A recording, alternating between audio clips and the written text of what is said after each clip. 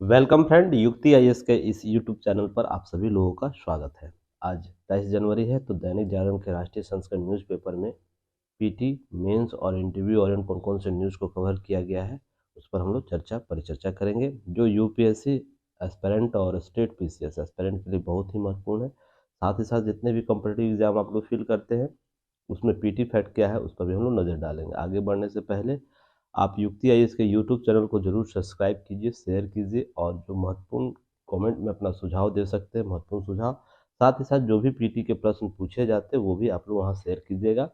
और इसके अतिरिक्त आपको युक्ति आईएएस का ऐप डाउनलोड कर सकते हैं गूगल प्ले स्टोर से और एप्पल स्टोर से, दोनों जगह अवेलेबल है। वहाँ पर भी एक कम्युनिकेशन ग्रुप बनाया गया है ऐप पर, जहाँ पर आप दैनिक जागरण से रिलेटेड चीज़ों को कवर कर सकते हैं और प्राप्त कर सकते हैं। और भी बहुत से टेस्ट सीरीज चलाए जा रहे हैं। मेंस आंसर राइटिंग आज से प्रारंभ हो गया है। यूपीएससी एस्पिरेंट के जो भी ग्रुप है, यूपीएससी जो मेंस आंसर राइटिंग का ग्रुप है, बीपीएससी मेंस आंसर राइटिंग का ग्रुप है, यूपी पीसीएस का, तीनों के लिए क्या है, आप लोगों के लिए ग्रुप एक बना हुआ है। उस ग्रुप में जाके क्या करना है, आपको प्रश्न सेंड कर दिया गया है, उसको उस प्रश्न को लिखना है, पीडीएफ उसका शेयर करना है और रात में आप लोगों को इवनिंग तक आपको उससे संबंधित मॉडल उत्तर प्राप्त हो जाएगा। उस पर आप लोग को लगातार एक्सरसाइज करते रहना है ताकि आप लोग उसका लाभ ले सकें। चलिए अब हम लोग बात करते, देखिए आप लोगों को मैं लास्ट जो सैटरडे को हुआ था न्यूज एनालिसिस, उसमें भी इसकी चर्चा किया था। डीजीपी सम्मेलन में गृह मंत्री जी के द्वारा कुछ बोला गया था, बातें की गई थी, प्रधानमंत्री के द्वारा भी कुछ बातें की गई है। ये सब चीज़ें ना आप लोग, जब पुलिस सुधार की बात की जाए ना उस समय ये सब चीज़ों को ऐड कर सकते हैं, इनके विचारों को, वहाँ पर सुधार को, हालिया घटनाक्रम के संदर्भ में कि क्या सुधार किए जा रहे हैं, क्या विचार लाए जा रहे हैं या क्या सुधार के अवसर हो सकते हैं, इससे संबंधित कुछ एडिशन करना हो तो उसमें ऐड कर सकते हैं। जिसमें प्रधानमंत्री के द्वारा बोला गया है कि राष्ट्रीय स्तर पर तो आंतरिक सुरक्षा की चुनौती निपटने वाले डीजीपी सम्मेलन की तरह राज्य में भी और जिला में भी आपको क्या होना चाहिए, आपको इसी प्रकार के सम्मेलन आयोजित करना चाहिए। राष्ट्रीय स्तर के आंतरिक सुरक्षा के जो भी मुद्दे हैं उससे संबंधित, उसके लिए विचार विमर्श करना चाहिए और ये सभी जगह पर होना भी चाहिए। चलिए इसके संदर्भ में बातें की गई हैं, यहीं पर कुछ बातें की गई है जिसमें दिल्ली में आयोजित जो सम्मेलन हो रहा है उसमें राज्यों और उसके भीतर जिला के स्तर पर आंतरिक सुरक्षा अलग अलग चुनौतियों से संबंधित निपटाया, स्थानीय स्तर पर बेहतर रणनीति बनाने पर जोर दिया जा रहा है। ये प्रधानमंत्री के द्वारा बोला जा रहा है तो ये बात अब असर करेगी ना। तो यहाँ पर ध्यान रखिए, राज्य स्तर पर, जिला स्तर पर और स्थानीय स्तर पर, अर्थात स्थानीय स्तर पर हम लोग ब्लॉक भी ले सकते हैं या पंचायत भी ले सकते हैं। तो ये तीनों स्तर पर अब सुरक्षा की बात की जाएगी और यह होना भी चाहिए, क्योंकि प्रशासन शासन क्या है, लोगों से बना है, तो लोगों तक पहुंचकर आपको चीज़ों को कवर करनी चाहिए। हम दिल्ली में बैठकर क्या हम किसी दूर दराज के क्षेत्रों का आंतरिक धरातलीय मुद्दा समझ सकते हैं? नहीं समझ सकते। बस उसका आकलन कर सकते हैं, हाँ ये समस्या हो सकता है, और उसका धरातलीय स्तर समस्या कुछ और भी हो सकती है। इसलिए यह बहुत ज़रूरी होता है। तो इस प्रकार के मुद्दे में है ना, हम धरातल पर आके योजना निर्माण हो या सुरक्षा की बात की जाए, स्वास्थ्य की बात की जाए, शिक्षा की बात की जाए, तो ये सब ऐसे मुद्दे हैं ना जिसको हमको ग्राउंड ज़ीरो लेवल पर जाकर चीज़ों को सुधारने की ज़रूरत है और यही चीज़ें आपको बात की गई है। तो यहाँ पर प्रश्न उठेगा कि अब तक क्या हो रहा था, अब तक चीज़ें क्यों नहीं हो रही थी? तो देखिए, हम लोग हायरार्की सिस्टम में चले आ रहे थे, चीज़ों को लेकर आ रहे थे। धीरे-धीरे हम उन अवसरों को ढूँढने का प्रयास करें जो विश्व में कायम है। धरातलीय स्तर पर जो विश्व पर काम करने वाला मॉडल है उसको हम लोग अपना रहे हैं। तो ये कार्य तो पहले भी होना चाहिए, पर हम धीरे-धीरे हम लोग जब आज़ाद हुए थे उसके बाद बहुत सी चीज़ें हैं ना हमारे पास बनी-बनाई चीज़ों को लागू करना था। एक समस्या ये था। जो लोग थे सक्षम लोग जो थे वो किस मानसिकता से बने हुए थे। अभी तक औपनिवेशिक विचारधारा आपको देखने को मिलता है शासन प्रशासन में। मिलता है ना? औपनिवेशिक शासन प्रशासन का मतलब, जैसे एग्जाम्पल मैं देता हूँ, बहुत से लोग आप लोग देखते होंगे एग्ज़ाम जब देने जाते हैं तो टाइम रहता है 9:30 में ज्वाइनिंग एंट्री का लास्ट टाइम रहता है। कोई व्यक्ति अगर 9:33 में भी जाता है और एग्ज़ाम शुरू होने वाला 10 एएम से, तो 9:33 में भी जाता है तो क्या यहाँ संभावनाएँ बनती है कि यहाँ पर विचारधारा क्या लिया जाता है, औपनिवेशिक विचारधारा, कि हमने नियम बना दिया है, अब इस नियम के खिलाफ हम नहीं जाएँगे, 3 मिनट का भी लेट आपको एग्ज़ाम से बाहर कर देगा।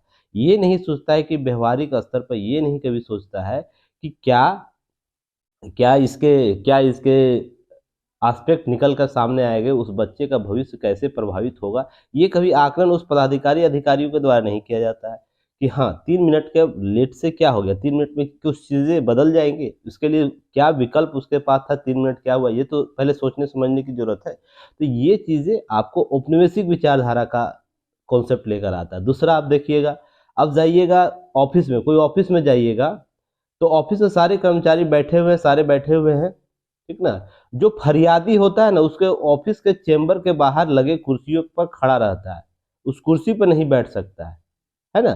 पर सारे संसाधन जो ऑफिस में आ रहे हैं जनता के टैक्स से आ रहे हैं। तो देखते होंगे आप लोग, इससे महसूस करते होंगे, जो भी आम लोग हैं वो क्या करते हैं, खड़े होकर फरियाद देते हैं। वो डीएम का ऑफिस हो, सीएम का ऑफिस हो, पीएम का ऑफिस हो, या कहीं भी ऑफिस हो, ये धरातलीय स्तर पर चीजें आपको देखने को मिलेगी।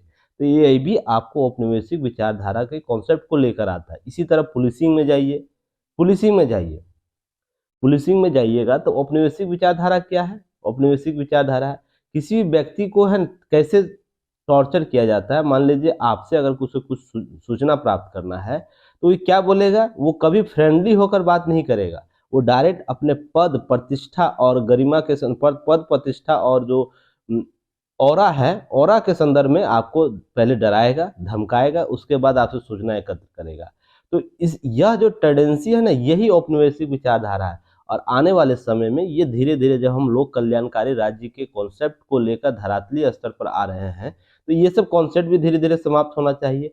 इसलिए आप देखते होंगे जब भी पुलिस सुधार की बात होती है या जब भी पुलिसिंग की बात होती है तो इन्हीं सभी मुद्दों पर पहले बात होती है।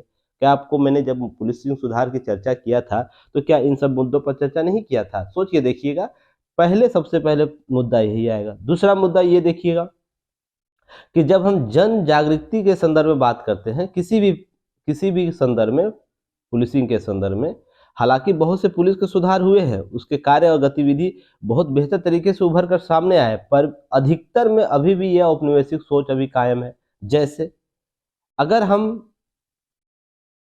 आप देखते होंगे कोई भी पुलिसिंग है जिनका चयन होता है तो एक कॉन्सेप्ट सुने भोकाल टाइप का। यूपी के जो स्टूडेंट होंगे उनको ये शब्द आया होगा, भोकाल, है ना, भोकाल। ऐसे ही बिहार में जबरदस्त शब्द है। साउथ में जाइए इक्टा, इक्टा एक शब्द आता है। इसी तरीके से मध्य भारत में जाइएगा कि मध्य भारत में आएगा तो राजस्थान में जाएगा। हर क्षेत्रीय भाषाओं में इसके विचार को लेकर, इसके पद को लेकर एक ओरा बना हुआ है। पहले ये कहा जाता था, पहले ये सुना जाता था कि औपनिवेशिक काल में जब दरोगा का घोड़ा गाड़ी आता था ना, पहले घोड़ा गाड़ी हुआ करता था, उसके बाद इंजन गाड़ी हुआ। जब घोड़ा गाड़ी वो हाफ पैंट पहन के, टाई, हाई बूट पहन के वो अगर किसी गांव में आता तो गांव का गांव वीराना हो जाता था, सभी लोग अपना घर द्वार छोड़कर भाग जाते थे कहीं, इतना इसका ऑरा हुआ करता था। अभी भी जाइएगा इन औपनिवेशिक पुलिसियों के संदर्भ में कि आप जाइएगा किसी भी क्षेत्र में ये दौरा करते हैं तो लोग क्या करते हैं, लोग भय की दृष्टि से उन्हें देखते हैं।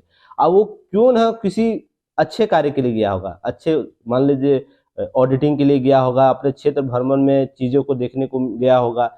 तो ये सब चीजें ना, भय जो क्रिएट किया हुआ है ना, यही औपनिवेशिक विचारधारा है और इन्हीं सभी को समाप्त करने की बात की जा रही है और होनी भी चाहिए। आपको बहुत से ऐसे सोशल मीडिया पर बहुत से ऐसे दरोगा मिलेंगे, जैसे पुलिस अधिकारी मिलेंगे जो एक बेहतर एग्जाम्पल सेट कर रहे हैं। जैसे कोरोना काल में कुछ जो पुलिस अधिकारी थे लोगों से मिल के काम कर रहे थे, लोगों के विचार प्रदान कर रहे थे, लोग ये सोशल मीडिया पर आके चीजों को, अभी भी बहुत से एक पुलिस इंस्पेक्टर ऐसे हैं जो आपको इस प्रकार से काम करते हैं।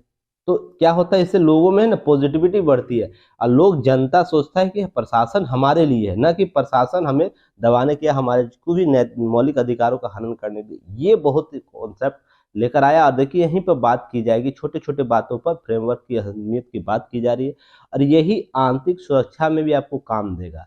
औपनिवेशिक सोच को अगर हम समाप्त करें तो लोग क्या करेंगे, लोग सहयोग करेंगे और सहयोग करेंगे तो आंतरिक सुरक्षा के लिए जो जो हमें चाहिए की पॉइंट वो हमें प्राप्त होगा। मान लीजिए हमें सूचनाएं प्राप्त करना है ना, कहाँ पर आंतरिक सुरक्षा से संबंधित प्लानिंग हो रहा है, उसमें कौन कौन लोग शामिल है, या मुखबरी जो लोग करते हैं वो हमें, अभी भी देखते होंगे बहुत से ऐसे मामले में अगर कोई विवाद हो जाता है तो वहां विवाद के जगह पर हजारों लोग होंगे, फिर भी लोग है ना साक्षी नहीं बनना चाहते या मुखबरी नहीं करना चाहते। इसके पीछे रीजन क्या है? पुलिसिंग का जो औपनिवेशिक विचारधारा रवैया है वो है।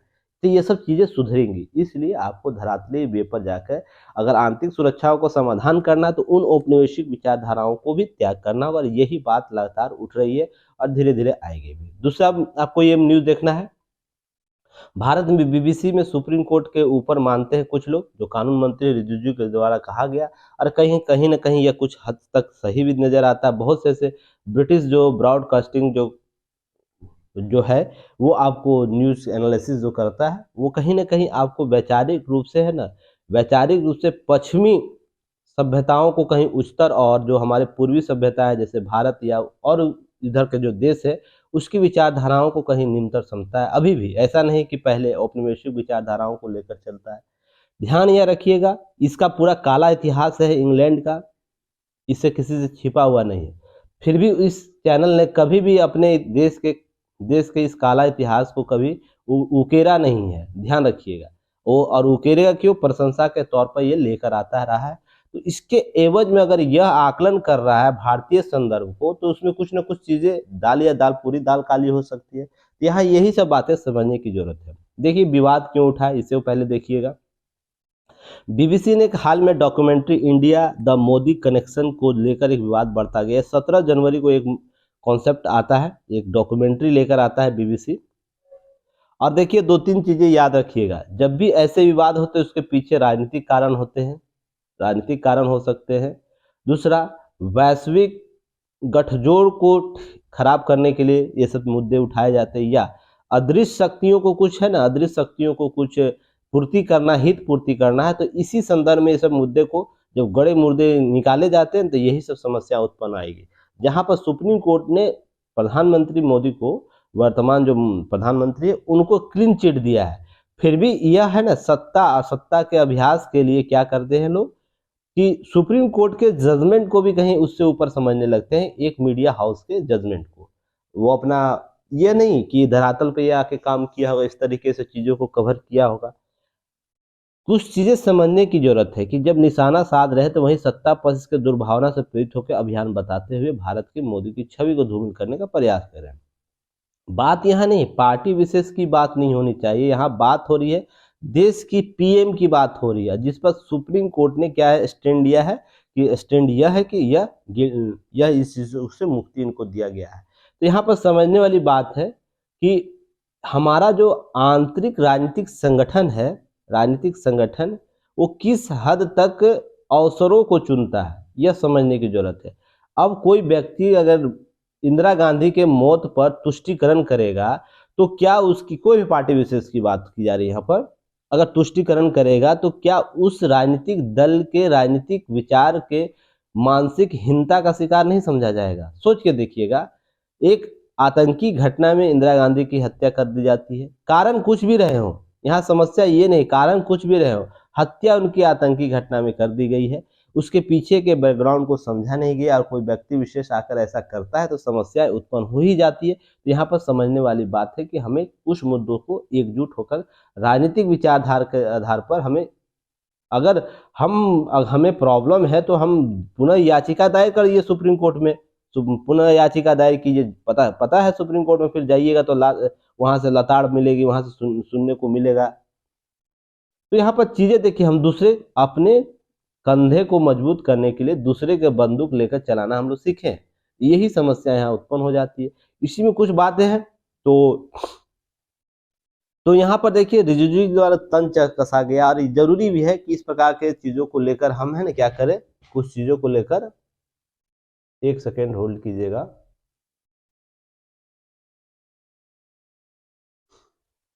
कि रिजिजू के द्वारा क्या कहा गया, तंज कहा गया। कुछ लोग ब्रिटिश बीबीसी को भारत के सुप्रीम कोर्ट से भी ऊपर समझते हैं। अरे बात सही है, यहाँ तक कुछ लोग भी स्वयं को क्या कहते हैं, स्वयं को सुप्रीम कोर्ट से ऊपर समझते हैं, या ये और भी चीजें समझने की जरूरत है, हमारी न्यायिक व्यवस्था, हमारी प्रशासनिक व्यवस्था से ऊपर समझते हैं। यहाँ पर ज्ञान इतना देते हैं कि मत पूछिए।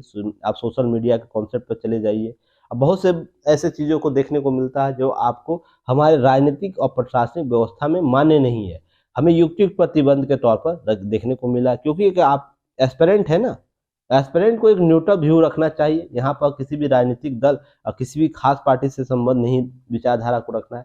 तो आप देखते होंगे जब इस पैमाने पर खुद को जांचिएगा तो आपको यही विकल्प देखने को मिलेगा। तो यहाँ पर देखिए अल्पसंख्यकों समेत देश में हर समुदाय सकारात्मक रूप से आगे बढ़ा रहा है। अब भारत की छवि देश के अंदर या बाहर शुरू से किए गए दुर्भावना जो कॉन्सेप्ट लेकर आया अभियानों से अपमानित और धूमिल नहीं किया जा सकता है। आपको कुछ चीजें आपको जाननी होगी, जैसे क्या जाननी होगी कि भारत क्या वास्तव में अल्पसंख्यक अल्पसंख्यक शोषणकारी है। सबसे पहले तो ये समझना होगा, क्या यह अल्पसंख्यक शोषणकारी देश है। तो जो भी देश इसके लिए प्रश्न चिन्ह खड़ा करते हैं तो कुछ आंकड़े आपको याद रखने चाहिए। विश्व में सबसे ज्यादा अल्पसंख्यक जनसंख्या भारत में है। अगर शोषण होता तो जो मुस्लिम संदर्भ की बात ही की जा रही है, अल्पसंख्यक तो छोड़ दीजिए, और अल्पसंख्यक में बहुत से लोग और आते हैं। इस अल्पसंख्यक की संख्या विश्व में सबसे ज्यादा है, पहला। दूसरा, जितने भी अल्पसंख्यक योजनाएं विश्व में चल रही है, जिसमें सबसे अधिक लाभ अल्पसंख्यक जितने भी अल्पसंख्यक योजना हो सबसे ज्यादा लाभ भारत में मुस्लिम अल्पसंख्यक उठा रहे हैं। तीसरा ये भी आपको आंकड़ा याद रखना है, विश्व में जितने भी अल्पसंख्यक देश के दावा करते हैं, मान लीजिए जैसे मुस्लिम कंट्री में हिंदू या अन्य ईसाई भी अल्पसंख्यक होंगे, जैन अल्पसंख्यक होंगे और अन्य के विश्व के अन्य देश भी अल्पसंख्यक होंगे। वहां के राजनीतिक, प्रशासनिक और जो भी हमारी न्यायिक व्यवस्था है, देखिएगा वहां पर जो भागीदारी की बात की जाती है सबसे न्यून है, भारत में सबसे अधिक है। हमारा देश का उपराष्ट्रपति, आपको राष्ट्रपति से लेकर सारे लोग जो है प्रधानमंत्री तक लेकर न्यायाधीश में लेकर सभी जगह इनकी भागीदारी देखने को मिली है। तो देखिए यहाँ पर समस्या केवल तर्क से नहीं किया जा सकता है ना, हम आंकड़े से देखेंगे ना, क्या हमारे यहाँ लोग प्रताड़ित है या नहीं है। हाँ, कुछ अवसरों पर ऐसा देखने को मिला है कि लगता है कि इनके खिलाफ वैश्विक तौर पर क्या लगता है कि इनके साथ प्रताड़ना हो रहा है, पर एक्चुअल जो लोग हैं जो इन सब चीज़ों को समझते हैं कि हमारे साथ क्या अवसर दिए जा रहे हैं, तो समझ के देखिएगा तो अवसर। अब यहाँ पर देखिए तुष्टीकरण की राजनीति जब से शुरू हुई है ना, जब से शुरू हुई है, तो यहाँ पर जो मुस्लिम परिवार की ही बात मैं कर रहा हूँ, जो लोग सबल हो जाते हैं, अच्छा मजबूत हो जाते हैं ना, उनको सिस्टम में कोई खामियां नजर नहीं आता ना। ऐसा कोई व्यक्ति विशेष है जो आपको अच्छे पद पर गया हो और वो पद रहते हुए ये बोले कि मुझे प्रताड़ित हो रहा है। हाँ, पद जब समाप्त हो जाएगा तो तुरंत वो तुष्टीकरण की राजनीति खेलना शुरू करेगा कि मैं प्रताड़ित हो रहा हूँ। पद के दौरान कहिए थोड़ा सा देखिए तो नहीं, मलाई भी खाएंगे और बोलेंगे कि हम क्या कर रहे हैं, हमको प्रताड़ित किया जा रहा है। पर बात यहाँ प्रभाव किन पर पड़ता है, प्रभाव उन दलित मुस्लिमों पर पड़ता है जो गरीब के आकलन से नीचे है या गरीब के रेशियो में चल रहा है। तो देखिए यहाँ पर समस्या यही है, संभावनाओं को कुछ खास वर्ग के लोग ले रहे हैं, यानी मुस्लिमों की ही बात हो रही है, अल्पसंख्यक या मुस्लिम का भी बात चला, मैं उसकी खास टारगेटेड बात बोल रहा हूँ।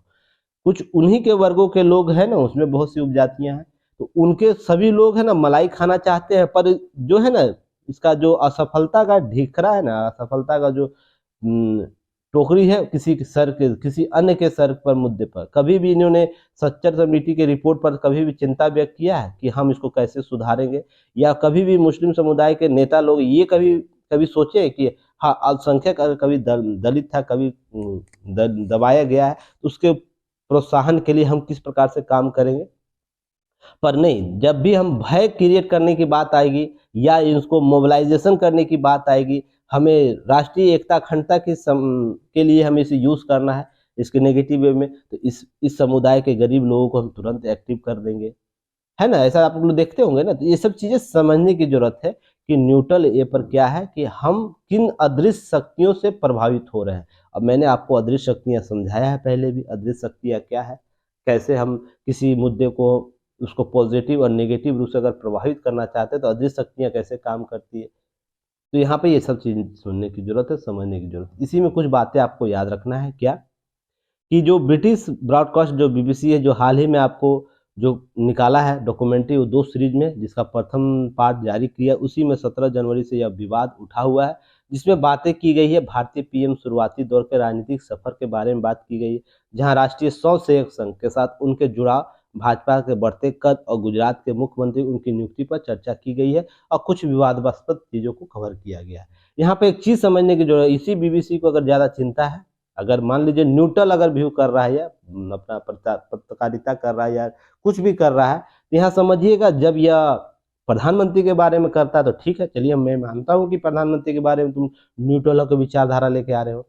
कभी आए जाइए उन मुस्लिम बहुल क्षेत्रों में जाइए जहाँ पर हिंदुओं या अन्य क्षेत्रों का, अन्य धर्मों का शोषण किया जाता है, एक बार उन राष्ट्रों का जाकर थोड़ा सा विचारधारा लेकर आइए, तो मैं जानूंगा, हमारी टीम जानेगी कि नहीं आप सही न्यूट्रल व्यू से कर रहे। तो जब ये नहीं कर सकती तो आपको ये भी करने का अधिकार नहीं है। नहीं तो इससे क्या होता है, समाज में है ना दुष्प्रभाव फैलता है, जो भी शांति और एकता अखंडता है उसको अदृश्य शक्तियों के द्वारा प्रभावित किया जाता है। दूसरा एक चीज याद रखिएगा, अगर बीबीसी को इतना ही चिंता है तो चलिए ब्रिटिश जो क्राउन के संदर्भ, ब्रिटिश कंपनियों के दर में विश्व का जो शोषण हुआ है ना, उसका थोड़ा सा एक बार डॉक्यूमेंट्री बना के दिखाइए विश्व को कि हाँ आप एक सक्षम पत्रकारिता का समूह है, तो मैं अपने देश के संदर्भ में देश के विदेश देश अपने देश के विरुद्ध भी जाके इस न्यूट्रल पत्रकारिता के संदर्भ में बात करूंगा कि हमारा देश किस तरह 200 वर्षों तक भारत को गुलाम रखा, उसका औपनिवेशिक शोषण किया और विश्व के अन्य देशों से औपनिवेशिक शोषण किया, और किस तरह क्रिमिटिया मजदूरों को ले जाकर अन्य देशों में ले जाकर यूज किया अपने संसाधन, उस देश के संसाधनों को समाप्त करने के लिए। क्या कभी इस देश कभी कर सकता है बीबीसी की, कभी बीबीसी के द्वारा इस प्रकार की घटनाएं कर सकता? अकाल हमारे यहाँ कितनी दफा अकाल आया, तो 1934 का तरह बंगाल अकाल का कभी आप आकलन कर लीजिए तो समझ में आ जाएगा बीबीसी की कितनी कितनी सत्यनिष्ठा और न्यूट्रल व्यू से आपको न्यूज एनालिसिस करता है। कभी कर ले जहाँ 30 लाख से अधिक लोगों की मृत्यु हुई थी, लोग तड़प तड़प के मरे थे, कभी इसका भी आकलन कर लीजिए। क्या ब्रिटिश जो शासन था, कंपनी का शासन जो था, या ब्रिटिश क्राउन का जो शासन था, क्या उसकी जवाबदेही तय नहीं होती? यहाँ पर मान लीजिए किसी कारणवश से आपको गुजरात के दंगों में दोनों तरफ से जो विवाद उत्पन्न हुए थे, कुछ मिसअंडरस्टैंडिंग हुआ था जिसके बाद कुछ विवाद हुए थे, वहां पर मान लीजिए मुश्किल से आपको 100 व्यक्ति ही मारे गए थे दोनों तरफ से, जबकि मारे गए थे, ऐसा नहीं केवल मुस्लिम ही मारे गए थे, वहां पर हिंदुओं के द्वारा भी मारा गया था, हिंदू भी मारे गए थे। तो यहाँ पर विवाद समझिए, जहाँ पर 30 लाख के लोग हैं ना भूखे तड़प तड़प के मरे, उसके संदर्भ में बीबीसी चुप रहता, मौन रहता है। पर तुष्टीकरण की राजनीति करनी है, उसकी अपनी पब्लिसिटी बढ़ानी है, या अदृश्य शक्तियों के तुष्टीकरण की राजनीति को पूरा करना है, तो क्या करता है, इस सब के मुद्दे को उभार कर लाता है। ये चीजें आपको समझनी होगी। और कभी भी किसी न्यूज का न्यूट्रल व्यू मत आप लोग देखिए, अरे कभी भी व्यू को उसके व्यू से नजर नहीं देखिएगा। मान लीजिए इंडियन नेशनल कोई भी चैनल चल रहा हो या वर्ल्ड का कोई भी न्यूज चैनल चल रहा हो, उसको उसके नजरिए से मत देखिए, उसको अपने नजरिए से देखिए, क्या वो सही दे रहा है या क्या गलत दे रहा है। यहाँ पर एक चीज और ध्यान रखना है कि जब जिक्र किया है तो कुछ चीजें याद रखिएगा कि ब्रिटिश संसद में भी विवाद हुआ, तो पाकिस्तान जब भी मुस्लिम की बात आएगी तो ये प्रणेता बनता है ना। तो ये इसके जो लोग हैं, पाकिस्तानी मूल के जो सांसद है इरमान हुसैन, वो बीबीसी के सीरीज पर मुद्दा उठा देते हैं ब्रिटिश संसद में, तो वहां पर बहुत सा विवाद होता है, बातें विचार होती है। तो क्या होता है, फिर ब्रिटिश पीएम के द्वारा पुनः बोला जाता है सुनुक के द्वारा कि निश्चित तौर पर हम देखिए उत्पीड़न बर्दाश्त नहीं करते, चाहे वो कहीं भी हो, लेकिन उस चरित्र चित्रण से बिल्कुल सहमत नहीं हो जिसे नरेंद्र मोदी के लेकर सामने आया। चरित्र चित्रण, देखिए यहाँ बात किया जाएगा चरित्र चित्रण, तो चरित्र चित्रण को बनाया भी जाता है, क्रिएट भी किया जाता है। तो ऐसे शब्दों को समझिएगा कि हमारे प्रधान जो ब्रिटिश प्रधानमंत्री, उनके द्वारा भी सब शब्द साफ स्पष्ट शब्दों में आपको चीज़ों को स्पष्ट किया गया और सिरे से निकाला गया है। तो ये सब चीज़ों को समझने की जरूरत है। अब ब्रॉडकास्टिंग क्या है, ब्रिटिश ब्रॉडकास्टिंग कॉर्पोरेशन क्या है, बीबीसी, उसे एक बार जान लीजिए। यह यूनाइटेड किंगडम का एक राष्ट्रीय प्रसारक समाचार पत्र है, जिसमें आपको पहले पता था वीडियो रिकॉर्ड, अब टीवी चैनल के रूप में भी ये सब चीज़ें आने लगी है। तो ये सब ब्रॉडकास्टिंग हाउस है। यह इसका मुख्यालय वेस्ट मिनिस्टर लंदन वहां पर है। यह रॉयल चार्टर के द्वारा इसे गठित किया गया था। डिजिटल संस्कृति मीडिया खेल राज्य सचिवों के सामने समझौते के तौर पर इसे विकसित किया गया। यह विश्व का सबसे पुराना राष्ट्रीय प्रसारक है, कर्मचारियों की संख्या के हिसाब से दुनिया का सबसे बड़े, जिसमें 22,000 से अधिक कर्मचारी, वर्ल्ड वाइड है, वर्ल्ड वाइड इसका चैनल है, ध्यान रखिएगा। और यह 1 जनवरी 2014 से यह BBC world wide service provide करने लगा है। याद रखिएगा 1932 में इसकी स्थापना अंपायर सर्विसेज के रूप में लॉन्च किया गया था। 28 भाषाओं में यह प्रसारण करता है। इन सब चीज़ों को समझने की जरूरत है। और 2009 में बीबीसी की अंतर्राष्ट्रीय उपलब्धियों के सामान इंटरप्राइज ऑफ क्वींस अवार्ड में सम्मानित किया गया। तो इसके कुछ बैकग्राउंड है, कुछ अच्छे बैकग्राउंड भी, इसको भी समझने की जरूरत है।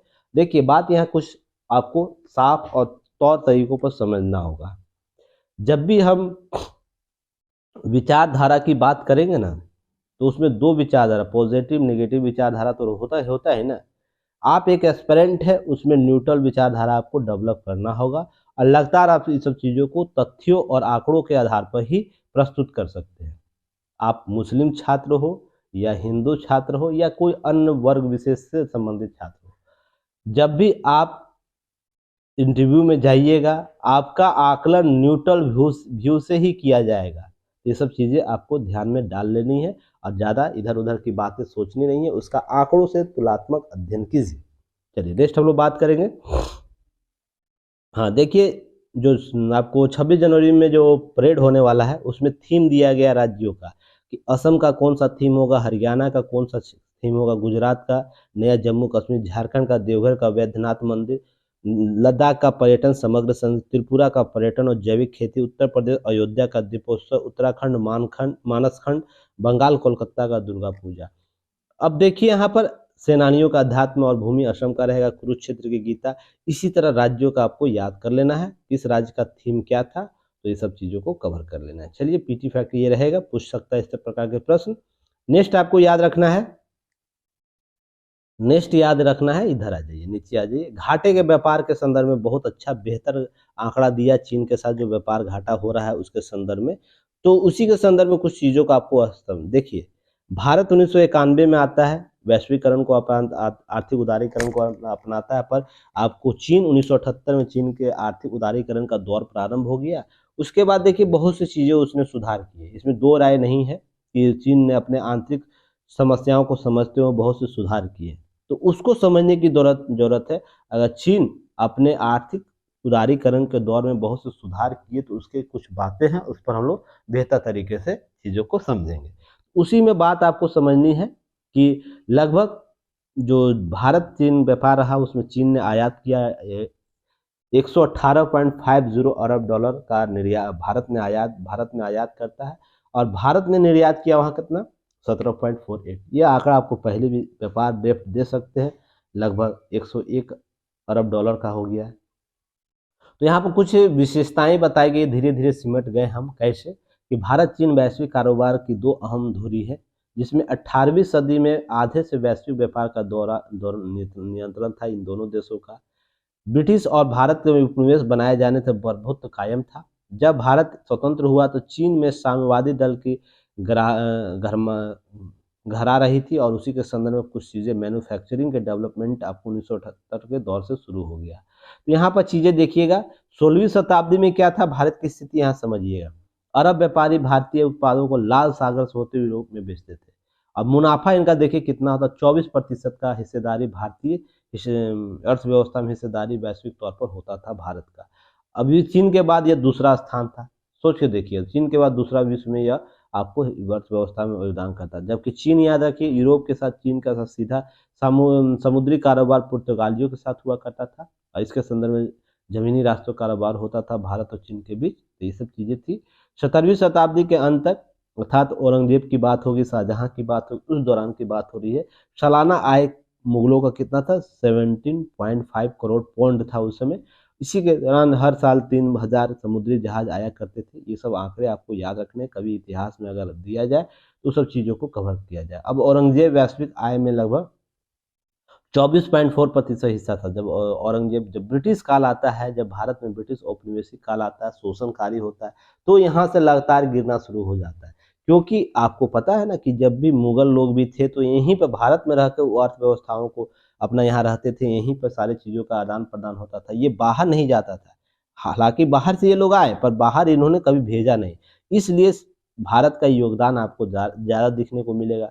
और ब्रिटिश लोग बाहर से आए और बाहर ही सामान भेजते थे, यहाँ जितने संसाधनों का दोहन कर सारे ब्रिटेन भेजते थे। तो ड्रेन ऑफ डेप्ट आपको यहाँ देखने को मिल जाता है। तो ये सब चीज़ें आप लोगों को याद रखनी है, इसी के संदर्भ में चीज़ें होंगी। 19वीं शताब्दी में देखते हैं कि 12.2% देखिए आधा हो गया, पहले 24 हुआ करता था, अब 12.2% हो गया।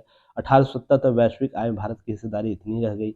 उसके चीन के कारोबारी आपको देखने को मिलता है इसी तरह। देखिए याद रखना 20वीं सदी में क्या था, 1913 में हिस्सेदारी 7.6% रह गई। देखिएगा 7.6, 20वीं शताब्दी। 16वीं में जहाँ हम 24% के आके आपको ब्रिटिश लोग जब तक थे यहाँ पर कितना आ गया 7.6, सोच के 1952 में यह आके घट के 3.8 हो गया। तो इसे आंकड़े में आपको डाक में चेंज बना लेना है, ठीक ना, कैसे कैसे बदला है इसको आप लोग डाटा एनालिसिस के तौर पर आप यूज बना लीजिएगा अपना न्यूज जब भी जहाँ की नोट्स बनाएंगे वहाँ पर। उसके साथ साथ भारत की हिस्सेदारी 7% से ऊपर पहुँच गई, पुनः अब 7% से ऊपर पहुँच गया हिस्सेदारी। ये सब चीज़ें आपको समझने की जरूरत है, और क्यों इस तरह दौर आपको मैंने बताया भी, यही सब घटनाक्रम है, लगातार उड़ता रहा घटता रहा। 1 सेकेंड होल्ड कीजिएगा, लगता है क्लास में कुछ प्रॉब्लम हो गया है ना, बफरिंग दिखा रहा है। चलिए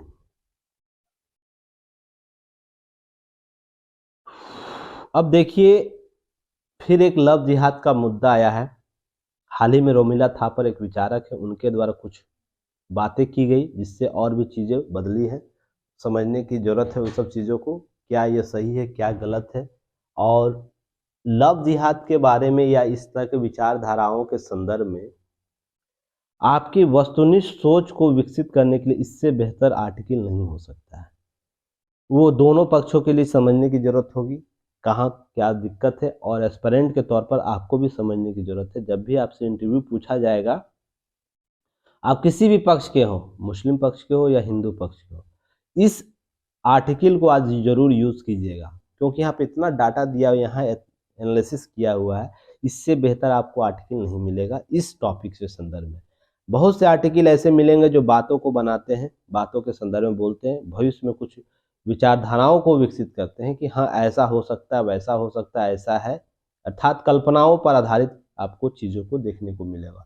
और आप लोग इसे महसूस भी करते होंगे, आसपास के लोग अगर कभी भी इस मुद्दे पर बात की जाए लव जिहाद के बारे में या इस प्रकार के इस्लामिक टर्मिनोलॉजी के संदर्भ में, तो लोगों का काल्पनिक विचारधारा ही देखने को मिलता होगा ना। पर ये आर्टिकल आज आपको वस्तुनिष्ठ आकलन करवाएगा, क्या सही है क्या गलत है। अब दोनों पक्ष आराम से शांति से चीज़ों को समझिएगा, सोचिएगा एक एस्पिरेंट के तौर पर। और यहाँ पर कुछ चीज़ों को धर्म से परे रखिएगा बाहर, कि हाँ हम इस धर्म विशेष से जुड़े हुए, तो मेरे दिल पर ठेस लग रहा है। वास्तविक आकलन पत्थर पर उकेरी गई वो लकीर होती है जिसको हम लोग है ना कितना भी चाहे उसको मिटाने का प्रयास हो उतना ही गहरा होता जाएगा, ठीक ना।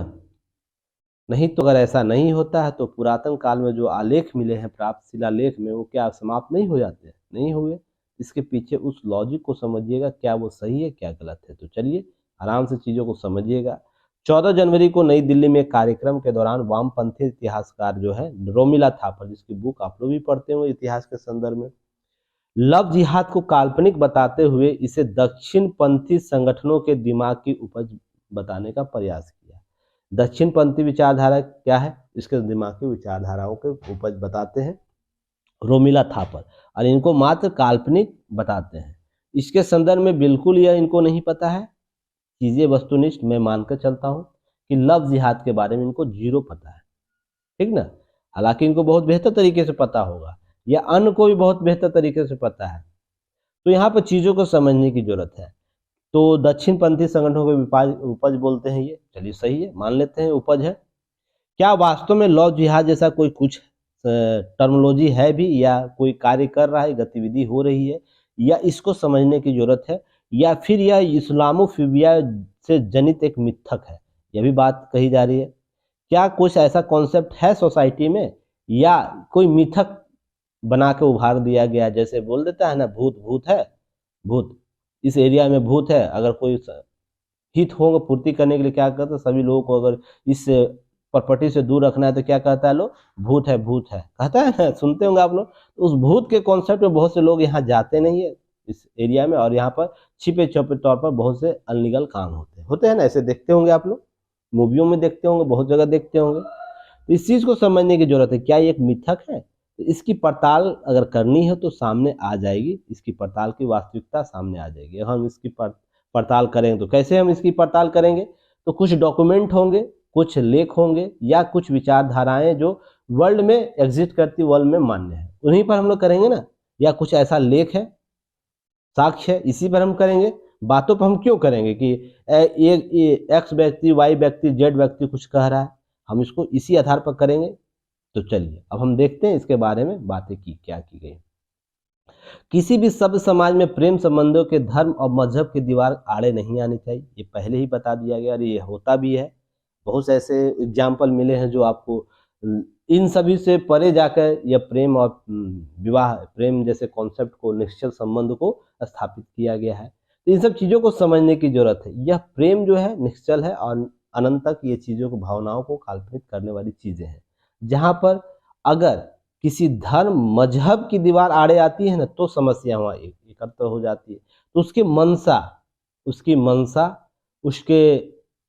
उसके मनोभाव को समझा जा सकता है कि हाँ, यहाँ पर क्या काम कर रहा है। अगर है तो, अगर किसी को प्रेम है तो किसी भी जाति से जाति को छिपाने की जरूरत नहीं, धर्म को धर्म से छुपाने की जरूरत नहीं, व्यक्तिगत पहचान को व्यक्तिगत पहचान से छुपाने की जरूरत नहीं। अगर है, अगर छुप रहा है तो कहने का मतलब कहते हैं दाढ़ी में तिनका नहीं, पूरी दाढ़ी ही तिनका से भरी पड़ी है, या दाल में काला नहीं है, पूरा दाल ही काली है, चोर की दाढ़ी में तिनका होता है ना, कॉन्सेप्ट सुने हैं ना, लोकोक्तियां बहुत सुने होंगे। ये अगर ये सब भावनाएं आता है, या बहुत से ऐसे भी देखते होंगे, प्रेम तो बोला जाता है मैं प्यार मोहब्बत आपसे कर रहा हूँ या कर रही हूँ, आप जीवन मरण तक मैं आप लोगों के साथ रहेंगे, पर जब शादी की वास्तविकता तक आती है, जब बात आती है शादी करने के लिए, तो लड़की अपने घर परिवार के मुद्दों से लेकर पीछे हट जाती है और बोलती है क्या नहीं, हम नहीं कर सकते हैं।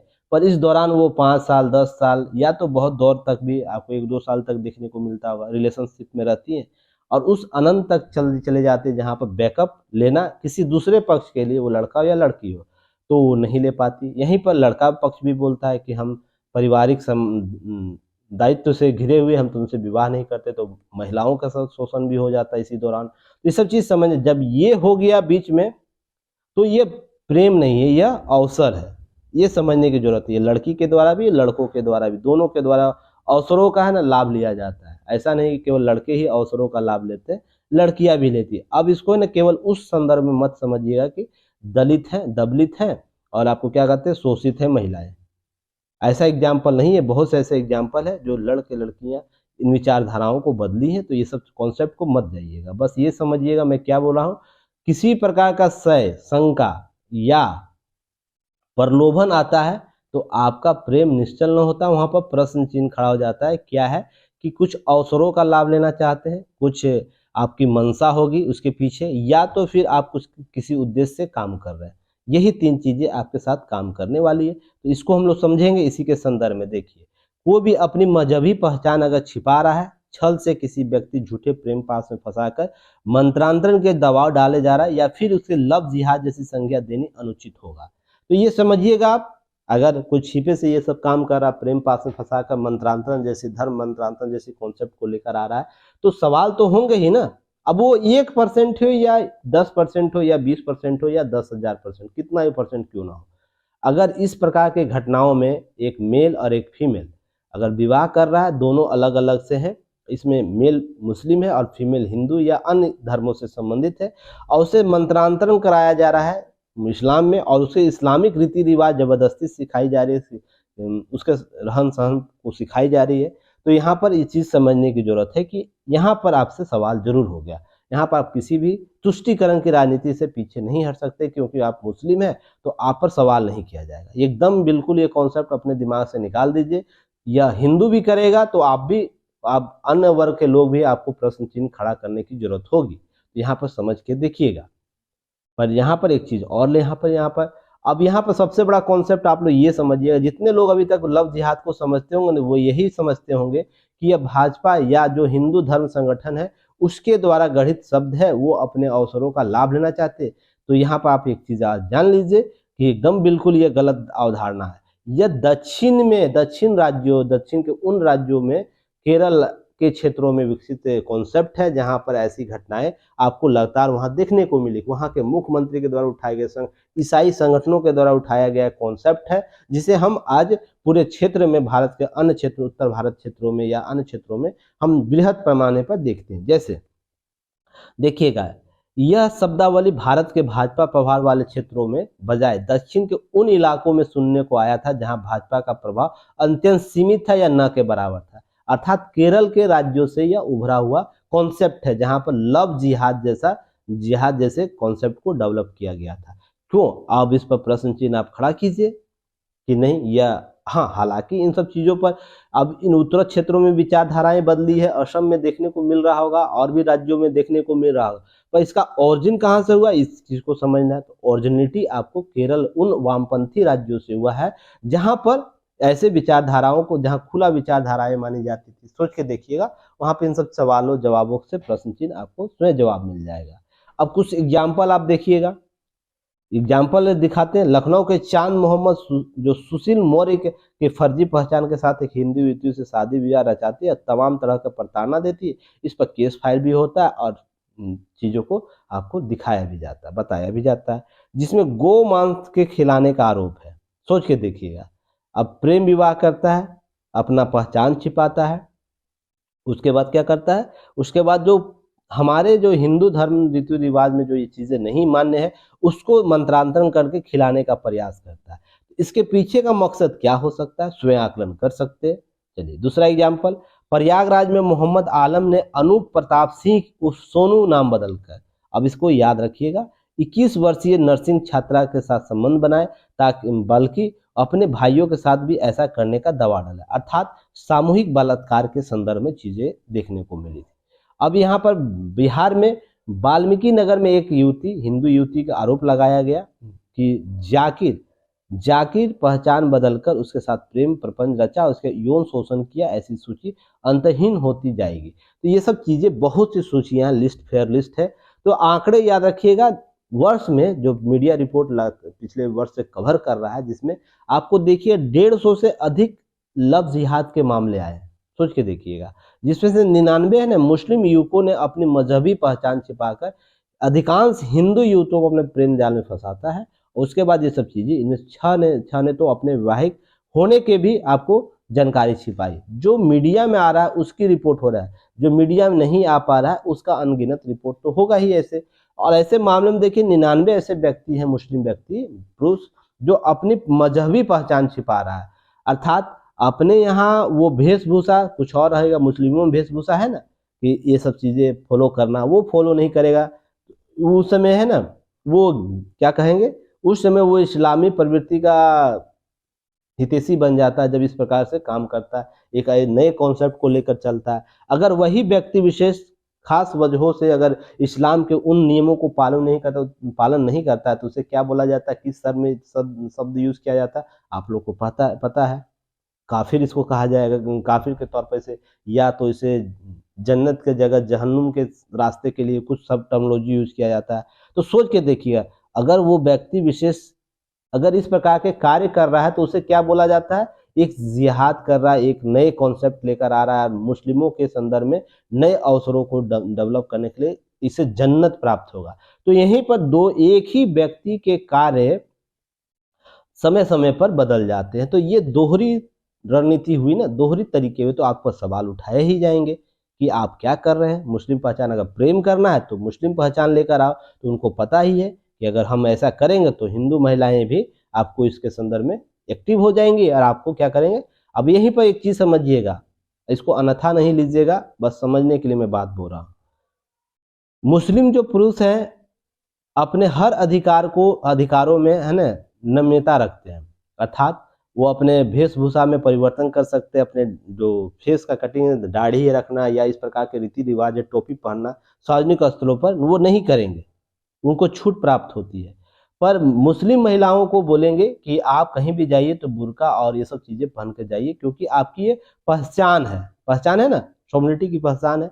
ये एक नजरिए से सही होता है, पर इसके मूल मकसद को ये समझने की जरूरत है, क्या इसके पीछे इसकी उन मंशाओं की पूर्ति नहीं होती है, जहां पर यह स्पष्ट हो जाए कि नहीं, इस वर्ग के जो महिलाएं हैं उनको अन्य जो लोग होंगे अन्य धर्मों के विचार इस प्रकार की जो लव जिहाद हम कर रहे हैं, उसी के मैंने आप लोगों को बताया था ना कि जब भी वाद होता है, प्रतिवाद होता है ना, तो जब मुस्लिमों के द्वारा मुस्लिम जिहाद किया जा रहा है, लव जिहाद किया, तो हिंदुओं के द्वारा भी लव जिहाद का कॉन्सेप्ट लेकर आया जाएगा, उनको भी अपने धर्म में प्रमोट किया जाएगा। तो यहाँ पर इसलिए यह विचारधारा को डेवलप किया जाता है कि महिलाएं आप सार्वजनिक स्थलों पर इस प्रकार की वेशभूषा पहन कर जाइए। अब मुस्लिमों को यह बोला जाता है कि आप इस प्रकार की वेशभूषा में कुछ नम्रता बदल सकते हैं। तो ये कॉन्सेप्ट कहीं ना कहीं है, हालांकि सभी में नहीं है, पर कहीं ना कहीं है ना, देखने को मिलता है। और यह बहुत जगह प्रूव भी हुआ है, बहुत से खुद मुस्लिम महिलाओं ने इसे इंटरव्यू में बोला भी है, स्वीकारा भी है। तो ये सब चीजें समझने की जरूरत है, बाकी चीजें हम लोग आगे बात करेंगे। अब यहाँ पर देखिएगा, भारत में अंतर प्रेम विवाह के न केवल नया है न ही कोई अपराध है, किंतु ऐसा क्यों है कि अब सामने आ रहे तमाम देखिएगा मामलों में लड़का ही मुसलमान है और लड़की या तो हिंदू है, सिख है या तो ईसाई है। अब इस प्रकार के मामले जो भी होते हैं, लव जिहाद जैसे कॉन्सेप्ट में जो मामला आता है, उसमें अधिकतर मुसलमान ही क्यों होते हैं, ये प्रश्न चिन्ह आ रहा है, खड़ा हो रहा है। और वो धर्मांतरण क्यों करवाते हैं? अगर मान लें ठीक है, आप अपना धर्म मानिए, ये अपना धर्म मानिए, तो धर्मांतरण के लिए क्यों इतना दबाव डाला जाता है? रीति रिवाज के परिवर्तन के लिए इतना जवाब क्यों डाला जाता है? ये सब चीज समझने की जरूरत है। यहाँ पर 2012 में केरल के तत्कालीन जो मुख्यमंत्री थे ओमन चांडी, याद रखिएगा, ओमान चांडी, विधानसभा में बताया कि 2009 से लेकर 12 के बीच लगभग 2687 गैर मुस्लिम महिलाओं ने, लगभग 2195 हिंदू, 492 जो थे ईसाई, इस्लाम में मंत्रांतरण हुए हैं। यह विधानसभा में दिए गए आंकड़े हैं, तो इस पर आपको प्रश्न चिन्ह तो लगा ही नहीं सकते हैं, ये आंकड़े गलत होंगे या तो मौखिक तौर पर होंगे। जब विधानसभा, लोकसभा में, किसी के राज्य के विधानसभा में या लोकसभा में इस प्रकार के आंकड़े दिए जाते हैं, वो कहीं ना कहीं सही होंगे ना। इन सब चीज़ों को समझना है, तो ये सब चीज़ें आपको तभी समझ में आएगी जब आंकड़ों पर आप जाइएगा। नहीं तो हम और आप काल्पनिक भावनाओं से तो बहुत दूर की बातें सोच सकते हैं ना, नहीं ऐसा नहीं हो सकता है। स्वयं आकलन करने की जरूरत है, क्या यह सही है नहीं है।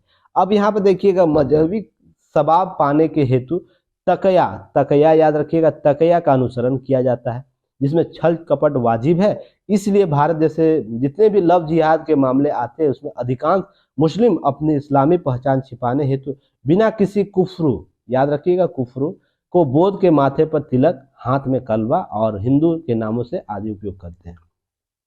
तो तकैया शब्द याद रखिएगा, तकैया शब्द याद रखना है, इसी फॉर्मेट पर ये अपनाते हैं। ये देखिए, इसका बैकडोर एंट्री भी लेके रखे हुए हैं कि हम मुस्लिम जो वर्ग है, जो बच्चे हैं, वो क्या है, इस प्रकार की चीज़ों से बच सकते हैं, बचाया जा सकते हैं। तो इन सब चीज़ों को समझने की जरूरत है। नेक्स्ट याद रखना है, यहीं पर कुछ चीज़ें याद है। डेमोक्रेटिक इस्लामिलाइजेशन के संदर्भ में नॉन मुस्लिम जो इन मुस्लिम कंट्री नामक एक दस्तावेज में फ्रांसीसी विद्वान फिलिप फर्ग्यूसन ने बताया है कि कैसे प्रेम विवाह के माध्यम से इस्लामीकरण किया जा रहा है या इस्लामकरण किया जा रहा है। अब फर्ग्यूसन की चर्चा अगर जाननी है तो इनका गूगल पर सर्च कीजिएगा, व्यक्ति कौन है, किस प्रकार की अपनी उपलब्धि हासिल किए हुए। अब ऐसे हम इस तरीके से बात नहीं करेंगे, इस व्यक्ति को आप है ना सर्च कीजिएगा गूगल पर, तो समझ में आया कि आकलन उसने सही किया या नहीं किया है। उसके बाद प्रेम विवाह इस्लामीकरण की सतत प्रक्रिया में वही भूमिका निभा रहा है जो काम अतीत में बलपूर्वक किया जाता था, इनके द्वारा ये बातें की जा रही है।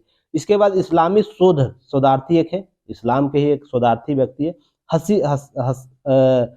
हसाम मुनीर ने house Islam spread throughout the world शीर्षक एक शोध पत्र तैयार किया। मुस्लिम व्यक्ति ही है, इसका एक लेख देखिएगा जिसमें ये बात स्पष्ट आई है शोध पत्र में, क्या कि इस्लाम के प्रचार के लिए मुस्लिमों और गैर मुस्लिमों के बीच अंतर मजहबी विवाह ऐतिहासिक रूप से महत्वपूर्ण है। अर्थात इनका भी मानना है, इस शोधार्थी व्यक्ति का, कि इस लेख में कि जो गैर मुसलमान के बीच अंतर मजहबी विवाह है ऐतिहासिक रूप से महत्वपूर्ण है। इसी प्रक्रिया में इस्लाम में रूपांतरण होने वाले लोगों की सर्वाधिक महिलाएं थी। तो इनके लेख में यह रिकॉर्ड बाय डाटा प्रस्तुत किया गया। आप इनके थॉट को गूगल पर सर्च कीजिए, ओरिजिनल पेपर को डाउनलोड कीजिए और पढ़िए। अगर आपको दिक्कत हो रही है किसी मुस्लिम लोगों को, तो यहाँ पर समझने की जरूरत है। और आप एक एस्पिरेंट के तौर पर एक अच्छे सभ्य समाज के निर्माण के लिए उत्तरदायी हैं। सबसे पहले इंपॉर्टेंट, आप उन नौसिखियों और उन नपुंसक वैचारिक विचारधाराओं का प्रबल प्रवक्ता नहीं बन सकते हैं, जो समाज के लिए कहीं न कहीं दुष्प्रभाव लेकर आता है। आप एक न्यूट्रल एस्पिरेंट के तौर पर एक अच्छे समाज निर्माण के लिए अग्रसर होना चाहते हैं, तो इन सब चीज़ों को समझना होगा और इसका सामना करना होगा कि हाँ, हमारे समाज के द्वारा, हमारे वर्ग के द्वारा ऐसा गलत किया जा रहा है।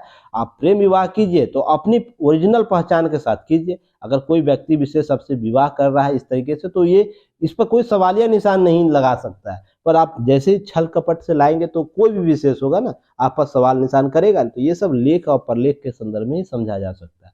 उसके बाद आइएगा, एक इस्लामी इतिहासकार है जो क्रिश्चियन सी शाहनारी, इनका नाम याद रखिएगा। इनके द्वारा क्रिश्चियन मार्टियर्स अंडर इस्लाम, इसके बाद religious violence and making of the Muslim world में लिखा गया, इनका एक लेख आता है।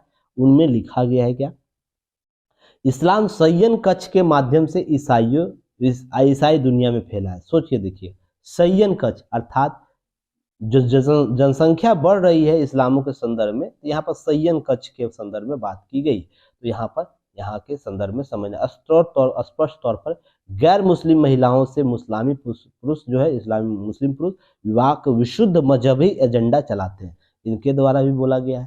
तो ये चीज़ें आप और इस व्यक्ति को आप गूगल पर सर्च कीजिएगा, इनके लेख को सर्च किए, ओरिजिनल डॉक्यूमेंट को डाउनलोड कीजिएगा, उसके बाद आकलन प्रस्तुत कीजिएगा। नहीं तो बिना बात और तुतर्क और तर्क का बात हमारे चीज़ों को नहीं समझ पाएंगे। जो लोग तो तर्क और तुतर्क के बीच के आकलन नहीं समझ पाते हैं, वो नहीं समझ पाएंगे, वो नेता हो या कोई व्यक्ति विशेष क्यों ना हो। यहाँ पर समझने की जरूरत है।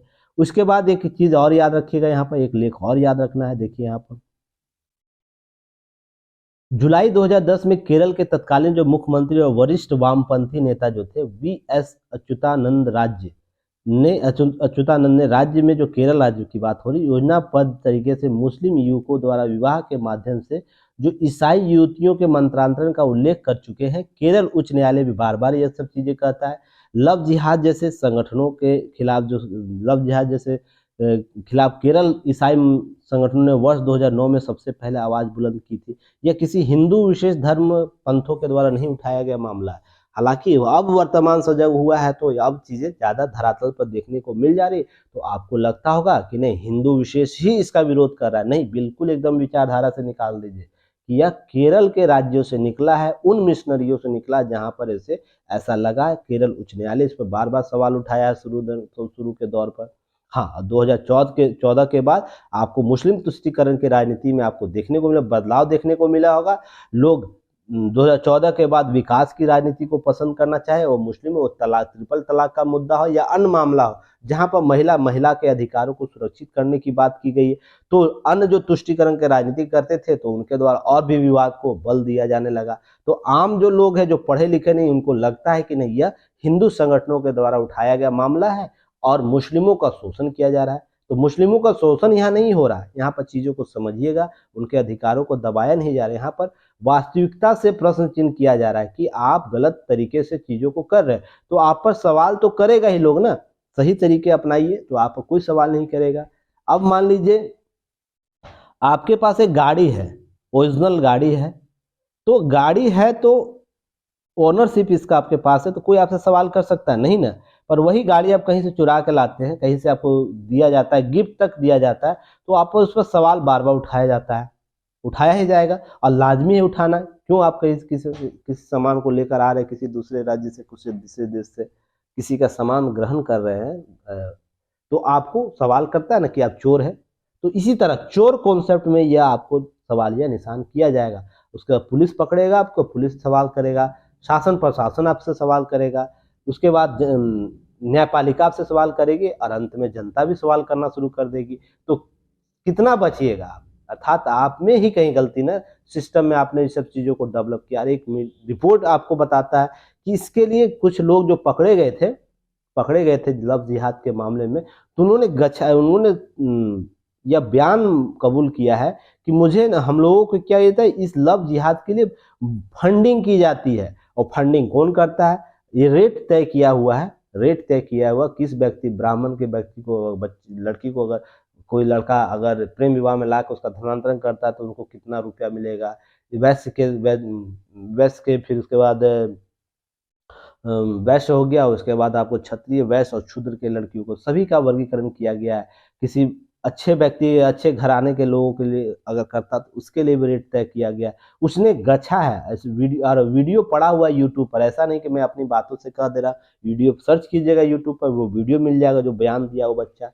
तो ऐसे ही नहीं दे दिया होगा। जैसे आतंकवाद फैलाने के लिए क्या किया जाता है, आतंकवाद फैलाने के लिए लोगों को ब्रेन वॉश किया जाता है ना, वैसे इन लोगों का भी ब्रेन वॉश लव जिहाद के लिए किया जाता है। और इसको पूरी तरह आप सोच के देखिए, आप सोच के देखिएगा, जब आफ्ताब का मामला हुआ था, आफ्ताब का मामला, यहाँ पर धर्म विशेष नहीं जोड़ा जा रहा है, यहाँ पर चीज़ों को समझिए। आफ्ताब के मामले में जो उसने रणनीति अपनाई थी, जो खर्च किया था, उसका पैसा कहाँ से आया होगा, सोच के देखिएगा कहाँ से आया होगा। या तो ऐसे बहुत से ऐसे मामले हुए होंगे जहाँ पर इस प्रकार से संगठन काम करती है, तो उसके लिए वित्त की जरूरत है ना। मान लीजिए हम एक फ्रिज खरीदेंगे, तो फ्रिज के लिए कम से कम, बड़ा फ्रिज खरीदने के लिए 40 से 50 हज़ार चाहिए ना। उसका मासिक वेतन क्या है सोच के देखिएगा। तो वो 50 हज़ार कहाँ से लाया, और भी चीज़ें इसके लिए किया उसने, तो वो कहाँ से लाया होगा, ये सब चीज़ें समझने की जरूरत है। तो आपको यह संगठन भी काम करता है। अब यहाँ पर सवाल है कि जो अंतर मजहबी विवाह हो रहा है उसमें महिलाएं गैर मुस्लिम क्यों हैं, सबसे पहले ये सवाल होना चाहिए। अब मुस्लिम महिलाएं गैर मुस्लिमों से क्यों नहीं विवाह करती, उनको इजाज़त क्यों नहीं। एक वीडियो आप लोग देखिएगा यूट्यूब पर जाके, पाकिस्तान की एक्टर जो पत्रकार है फातिमा, उनका वीडियो जाके देखिएगा। उन्होंने इस मुद्दे पर कितना बेहतर तरीके से समझाया और समझा है। उनके साथ क्या होता है, किसी वकील के साथ वार्ता कर रही है, जहाँ पर उन्होंने बताया है कि महिलाओं को, मुस्लिम महिलाओं को क्या अधिकार नहीं दिए जाते इस मामले में, प्रेम विवाह के संदर्भ में क्या अधिकार प्राप्त है। पर वो मुस्लिमों के लड़कों के लिए विवाह, वो सभी चीज़ों के दरवाजे खुले हुए हैं। अगर मुस्लिम महिलाएं गैर मुस्लिम से विवाह कर लें तो उनको उसके समाज से बाहर कर दिया जाता है। तो ये सब चीज़ें आपको देखने को मिलेगी। तो एक ही मुद्दे पर दो राय कैसे हो सकता है, नहीं ना होना चाहिए। तो यहाँ पर चीज़ें आपको सवालिया निशान खड़ा किए, वो सब वीडियो देखिएगा तो समझ में आएगा ना। और ऐसा इसलिए क्योंकि इस्लाम से बाहर उनकी शादी वर्जित है ना। तो ये सब चीज़ें क्यों वर्जित किया गया, ये चीज़ें समझने की जरूरत है। क्यों किया गया, उसके पीछे कुछ मंशा होगी, तो ये सिर्फ सवालिया निशान आपको किए जाएंगे। उसके बाद एक अमेरिकी शोध संस्था है फ्यू के अनुसार मुस्लिम परिवार के जो पुत्रों द्वारा किसी गैर मुस्लिमों से विवाह स्वीकारता काफी सघन है, लेकिन वही अपनी पुत्रियों का अंतर मजहबी निकाह या बहुत कम पसंद करते, उनकी सख्त मनाही है। और भारत में भी ऐसी ही स्थिति अलग नहीं है, भारत में भी ऐसी विशेषज्ञ देखने को मिलती है। तो क्या मजहबी विशेषज्ञ किसी भी सूरत में आधुनिक या उदार कही जा सकती है? क्या कोई समाज इस तरह के मजहब परिषद धोखेबाज प्रेम संज्ञा को देकर सभ्य होने का दावा कर सकती है? तो यहाँ पर चीज़ों को समझ जाइएगा। अब इतनी कहानी कहने के बाद दो तीन चीज़ें याद रखिएगा। ये इसलिए इतना जरूरी डीपली मुझे समझाने की जरूरत था ना, यहाँ पर बहुत से मिसकंसेप्शंस डेवलप हुए हैं, भ्रम पैदा हुए रखे हैं कि यहाँ पर हम केवल तुष्टीकरण के संदर्भ में मुस्लिमों को टारगेट कर रहे हैं। ऐसा बिल्कुल नहीं है। आप गलत कीजिएगा तो प्रश्न का सवाल आपको देना होगा, और उसके लिए किसी भी सीमा को लांघा जा सकता है। सबसे पहले आपसे प्रश्न किसी भी स्तर पर पूछा जा सकता है। दूसरा कि आप इन मामलों में महिलाओं को भी अधिकार दीजिए। जब आप इस प्रकार के ओपन अपॉर्चुनिटी देखते हैं, ओपन उदार होने की बात करते हैं कि नहीं हम अपने यहाँ ये सब चीज़ों को ओपन मानते हैं, तो मुस्लिम महिलाओं को भी दीजिए। महिला अधिकार क्यों छीनी जानी, वर्जित क्यों रखनी चाहिए, आप खुला कीजिए उसको। तो आप ये नहीं कीजिएगा, पता है आपको क्या आपकी सीमा किस प्रकार से उल्लंघन होगी। तीसरा, हमेशा हमेशा क्यों आप तुष्टीकरण के राजनीति में मुस्लिम वर्ग अपने आप को दबित समझेगा, कमजोर समझेगा।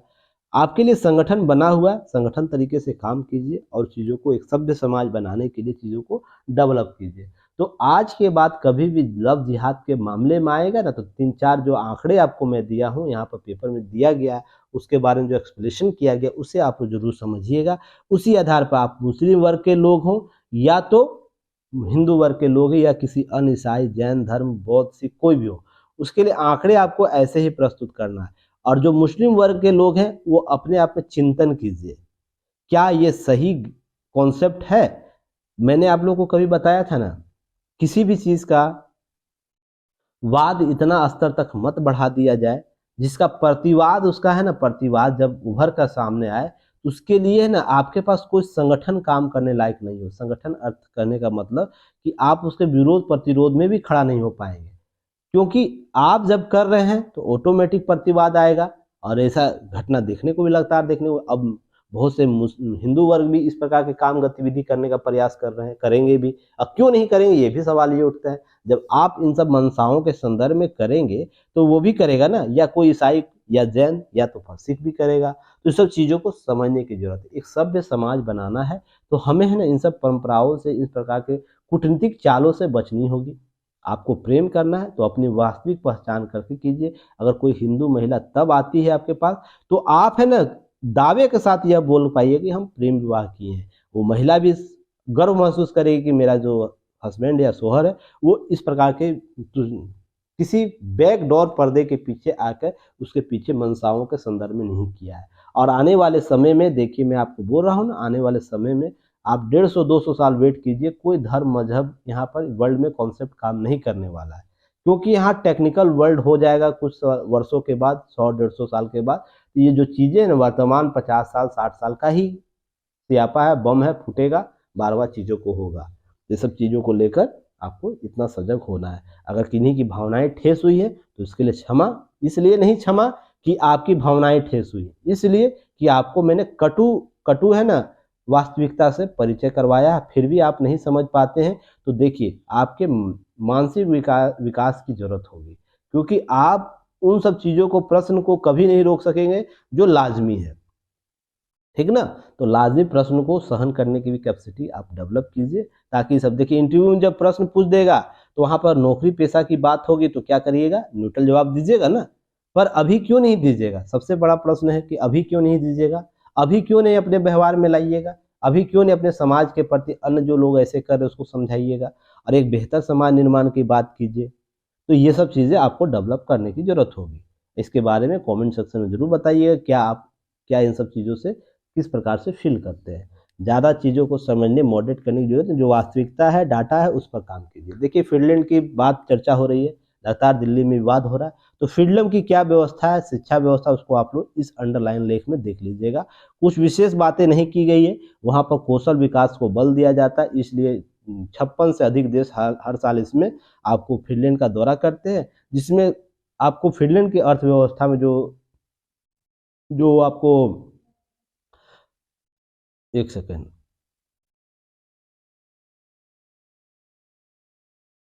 पर्यटन, शिक्षा पर्यटन सबसे बड़ा आपको क्या करता है, मुद्रा देता है, विदेशी मुद्रा देता है फ़िनलैंड को। इन सब चीज़ों को समझने की ज़रूरत है। और आप या कोई हम भी रहें, कोई व्यक्ति विशेष रहे, बेहतर शिक्षा प्रबंधन के लिए हर वो कदम उठाना चाहिए जो राज्य के द्वारा प्रस्तुत आम लोगों को दिया जाना चाहिए। इसमें हमको जो भी विवाद है दिल्ली और राज्यपाल के बीच, हमें एक न्यूट्रल व्यू से चीज़ों को समझने की ज़रूरत है। शिक्षा और शिक्षा के मानक को हम कैसे तय करें, इन सब चीज़ों को समझने के लिए क्या है, आपको विचार विमर्श करना होगा। आवश्यकता क्या है, संदर्भ क्या है, इन सब चीज़ों को समझना होगा। तो इस लेख में आप फ़िनलैंड की शिक्षा व्यवस्था को समझ लीजिएगा। अब ज़्यादा चीज़ें नहीं दी गई, लाइन बाय लाइन चीज़ों को समझ लेना है। अब देखिए, ग्रामीण खपत बढ़ाने पर जोर रहेगा, कुछ डाटा दिया गया, इसे आप लोग राइट डाउन कीजिएगा। जैसे अप्रैल 2022 से वृद्धि, कृषि निर्यात में वृद्धि कितना कहाँ हुआ है, तो चाय में वृद्धि कितने, 12.43, कॉफ़ी में 16, चावल में 16.09%, सब्जी में आपको इतना, प्रोडक्ट्स और तिलहन, अन्य प्रकार समुद्री उत्पाद में इतना वृद्धि दौरान हुई है, कृषि निर्यात में वृद्धि हुई थी। इस आंकड़े को रख लीजिएगा। दूसरा याद रखना है कि अभी भी हमारी जनसंख्या जो है उसका 60% आबादी गाँव में रहती है, जिसमें से ग्रामीण खपत सिर्फ 30% होता है। इस चीज़ को समझना है। और उसमें जो हमले हैं, हम मनरेगा है, प्रधानमंत्री ग्रामीण विकास योजना है, प्रधानमंत्री ग्राम सड़क योजना जैसी योजनाओं के मध्य अनेक आवंटन, कृषि निर्यात प्रोत्साहन बजट आवंटन किया जाता रहा है। इस सभी जितने भी योजनाओं हैं उसका आपको एक लेख बना लीजिएगा और आपको कमेंट सेक्शन में भेज दीजिएगा कि इन सब योजनाओं का क्या उद्देश्य है, योजना कब शुरू हो गया, इसके आवंटीय बजटीय आवंटन कितना किया गया है लास्ट ईयर में। तो ये सब चीज़ों को आप शेयर भी कर सकते हैं। इस पर मैंने कितना दफ़ा चर्चा कर चुका हूँ। तो इन सब चीज़ों को आपको नोट, इसी के साथ क्या करना, इसी के साथ देखिए 2022-23 में बजटीय आवंटन कितना कृषि ग्रामीण विकास के लिए किया गया था, लगभग 1,35,944 करोड़। इस आंकड़े को लिख लेना है, अभी तुलना करना होगा क्योंकि बजट आ रहा है। 21-22 के वर्ष में संशोधित बजट का 11% कम था, जो विगत वर्ष था उसके 11% कम था। हालांकि अभी जो ग्रामीण मद 20% अधिक आवंटन किया जा सकता है, ये आंकड़े दिए जा रहे हैं, तो हम लोग बजट में देखेंगे आंकड़े क्या क्या प्रस्तुत किए जा रहे हैं, इन सब चीज़ों को कवर कर लेना है। उम्मीद करता हूँ दैनिक जागरण के जो न्यूज एनालिसिस किया जा रहा है आप लोगों को लाभ हो रहा होगा। इस माउंट मेरपा ज्वालामुखी जो है इंडोनेशिया में, उसके विदर्भ को समझना है, तो इसके बारे में आंकड़े दिए गए हैं। कुछ आंकड़े विशेष नहीं, इस पर मैं पहले भी न्यूज़ कवर किया था, याद होगा आप लोगों को। इस पर विस्फोट के हालिया शोध आए हैं, विस्फोट होगा तो क्या प्रभाव देगा। तो यह दुनिया की आपदाओं में अगर होता है तो अनुमानित जो दुनिया के $2.51 ट्रिलियन का नुकसान होगा इन आपदाओं से। देख लीजिए कहाँ पर है, माउंट मेरोपी मलाक्का जो जल संधि है उसके पास है। तो यह कहीं ना कहीं विश्व के सबसे बड़े व्यस्तम मार्ग को प्रभावित करेगा। इंडोनेशिया, मलेशिया, सिंगापुर के विभिन्न हवाई अड्डों तक इसकी पहुंच होगी राख की, क्योंकि आसपास ये बड़ा ज्वालामुखी उठेगा तो राख निकलता है। 9,000 फीट ऊंचे उस इस ज्वालामुखी में विस्फोट की पूरी दुनिया अस्त व्यस्त हो जाएगी चीज़ें, क्योंकि आप देखते होंगे जो भारत का मैप है, इंडो यहाँ पर आप श्रीलंका है, सॉरी, भारत का मैप है, यहाँ पर अंडमान निकोबार द्वीप समूह है, इसके बाद आपको मलक्का जल संधि आपको देखने को मिलता होगा। ये सबसे व्यस्तम मार्गों में से आता है ना। अगर ये यहाँ पर विस्फोट होगा तो आपको इन सारे क्षेत्रों में प्रभाव आएगा। तो जितना भी हम लोग कंटेनर आपको लाल सागर और स्वेज नहर से लेकर आते हैं, जो पूर्वी एशिया की तरफ जाता है, जापान, चीन और अन्य देशों में जाता है, कहीं ना कहीं बाधित होगा, समस्याएं उत्पन्न होगी। तो ये सब चीज़ें आंकड़े याद रखना है। इसी में समझना है कि माउंट मेरोपी ज्वालामुखी मलक्का जल डमरू है, उससे आपको 201 किलोमीटर दूर स्थित है, और यह प्रति वर्ष लगभग 90,000 जहाज यहाँ से गुजरता है। सोच के देखिए इस जल डमरू से, मलक्का जल डमरू। क्वेश्चन में आप लोग बताना है मलक्का जल डमरू की स्थिति क्या है, इसकी जल डमरू के रूप में इसकी क्या प्रासंगिकता है, इसके संदर्भ में आपको बताना है। तो इसे आप लोग लिखिएगा। यहाँ पर कौन सा गहरतम चैनल भी है, चैनल याद रखिएगा। गर्त जिसे हम लोग बोलते हैं, गर्त भी याद रखना है। गर्त भी कौन सा गर्त है इस क्षेत्र में, तो सारे चीज़ों को नाम बताना है। वैश्विक व्यापार का याद देखिए कितना 40% हिस्सेदारी इस जल मार्ग से होता है। अगर यहाँ पर विस्फोट होता है या किसी प्रकार का बाधित होता है तो क्या समस्या उत्पन्न होगी, आप लोग जानते ही हैं। समस्याएं कैसे आएगी, समस्या इसी प्रकार से आपको देखने को मिलेगा। उसी के साथ साथ चीज़ों को आप देखना है क्या, यहाँ पर 40% क्या है, वैश्विक व्यापार जलमार्ग होता है, जो बुरी तरह प्रभावित हो सकता है। लगभग $2.51 ट्रिलियन का नुकसान होगा।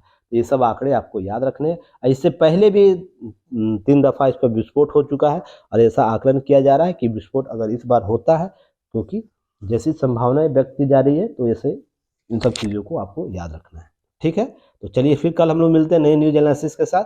तब तक के लिए धन्यवाद, जय हिंद। और जो भी चीज़ें कराई जा रही है, वो बीपीएससी का टेस्ट सीरीज हो रहा हो, यूपीएससी का टेस्ट सीरीज हो रहा हो, सारे के टेस्ट सीरीज हो रहा है, पीटी ओरिएंट, मेंस ओरिएंट। अब आप लोग आंसर राइटिंग लिखने का प्रयास कीजिएगा, ग्रुप बना दिया गया है, तो आप लोग न्यूनतम फी पर बाई कीजिए और चीज़ों को कवर कीजिए। डेली 2 प्रश्न का कवर किया जाएगा, ताकि चीज़ों को हम लोग देखेंगे। चलिए धन्यवाद, जय हिंद।